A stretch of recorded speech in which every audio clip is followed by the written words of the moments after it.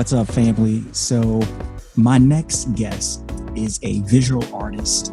He is a philanthropist, and along with his brother, Russell, he is the co-creator of Def Poetry Jam and co-founder of Rush Philanthropic Arts Foundation. My next guest is none other than Danny Simmons. So let's just jump into it. I think a lot of people will already be familiar with you in your work, and your brothers as well.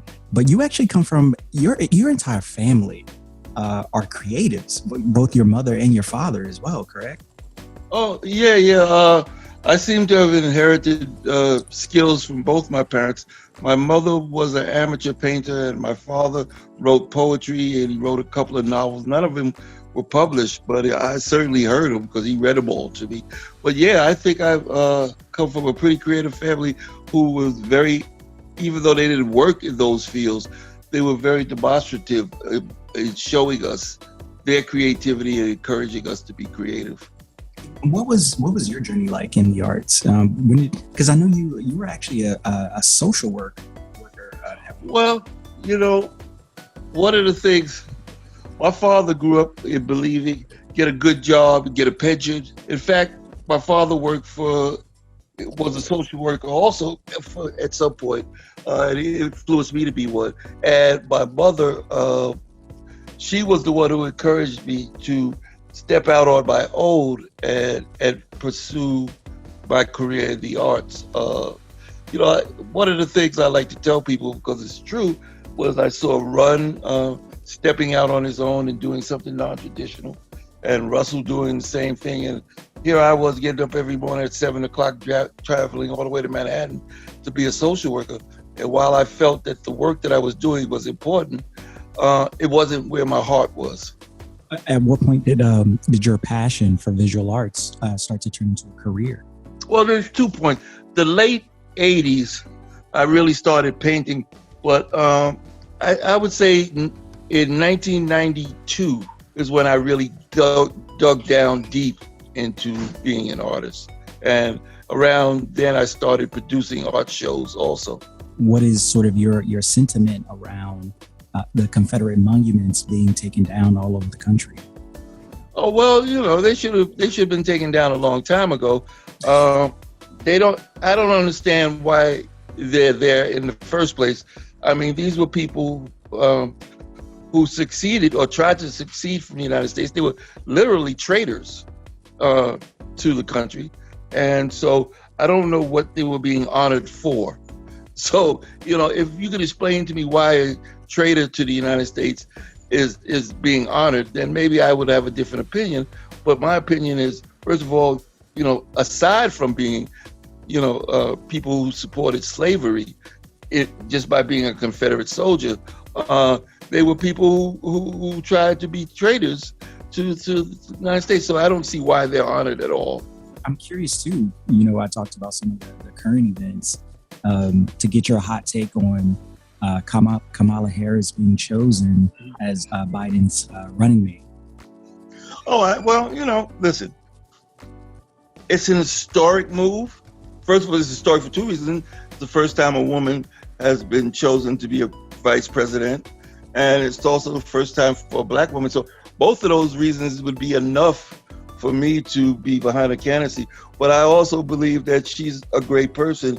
I can look at the things that she's done to try to reform the criminal justice system in the time that she was in that seat, and they sure outweigh the fact that she prosecuted some people. You also have to look at the backdrop of what was going on at the time with all the gang activity in California and all the drugs and the crack activity in California. There were a lot of people coming before the DA's office. So, I mean, you can't prosecute people unless they're arrested. I don't think her job was to let people go. I guess kind of keep going down the political sort of rabbit hole. All the stories are coming out now about Trump and the tampering with the post office. Well, I wrote my Congress people. I've signed petitions. I don't understand why there isn't a greater populist outrage and uprising about this.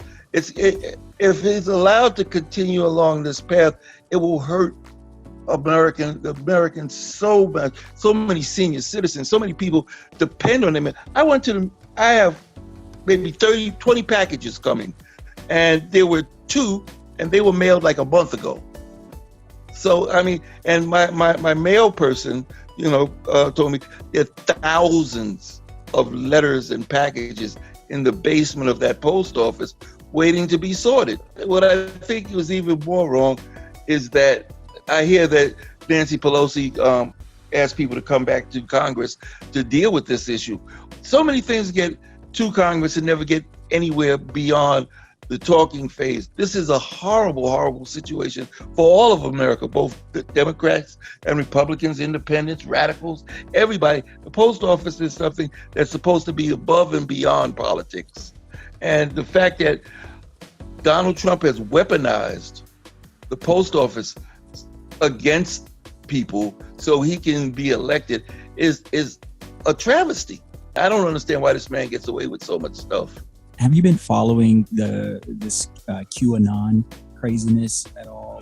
Not really. I know that the right is certainly infiltrated demonstrations. They've infiltrated so many things. They're on Facebook. They're pitting people against each other. They're really amazingly organized at disinformation to seed chaos.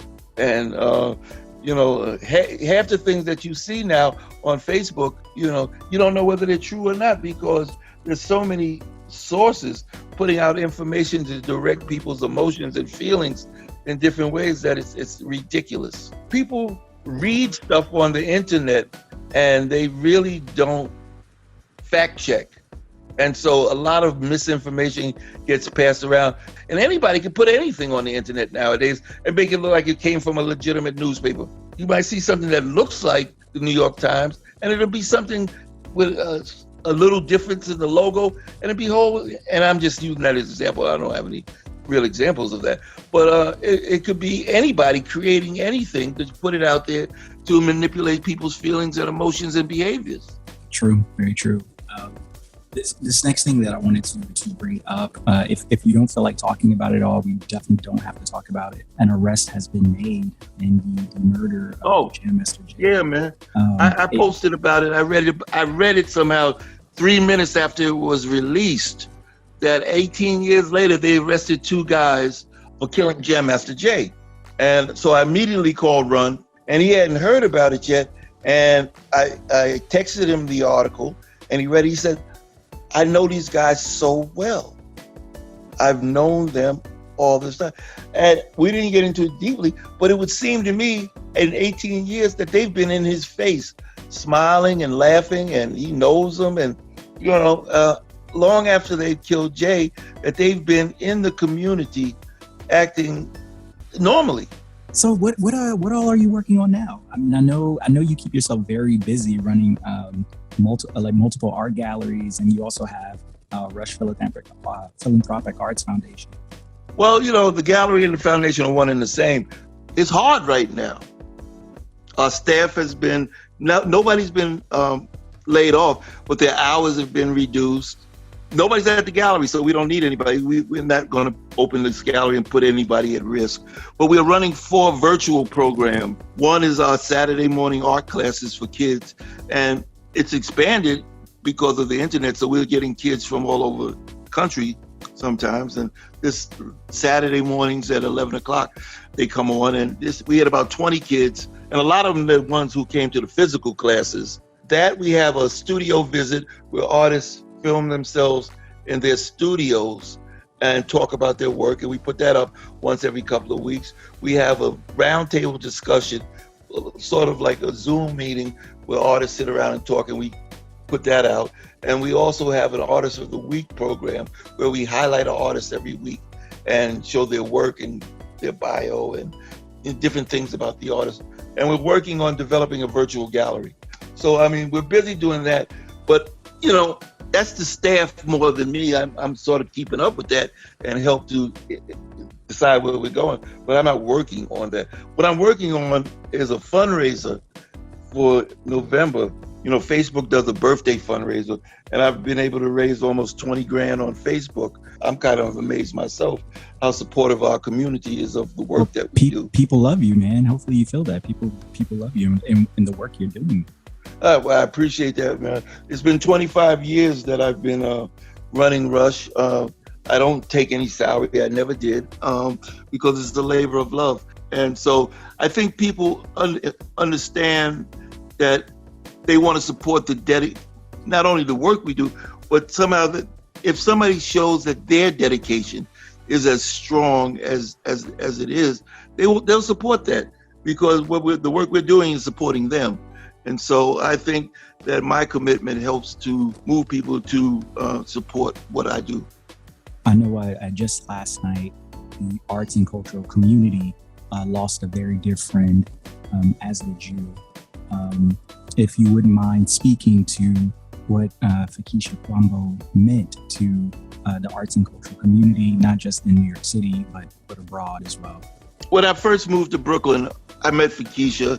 And when I started doing my work, we lived in the same neighborhood. So she was a fixture in the neighborhood. People loved her, and I grew to love her. She interviewed me a few times for her TV show. She interviewed people around the world for Case TV. She was an integral part of the cultural community that made up Brooklyn. Brooklyn had a very, very, in the 90s, had a very, very strong, tight cultural community. And she was one of the most visible people in it. So, and she was a neighbor. And she was a friend.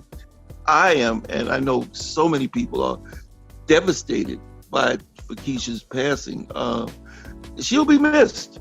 She'll be missed. She was a great fixture, and somebody you just knew you could count on, being there supportive of you, and we were supportive of her. So it's a loss, man.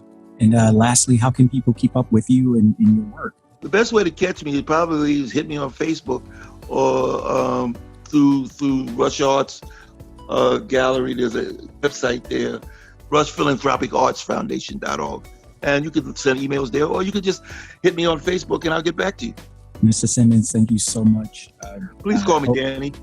Danny, thank you so much. I hope the rest of your birthday is phenomenal, because you've definitely earned it. So. Thanks so much, man. I appreciate this opportunity. Thank you, and have a great day. All right, peace.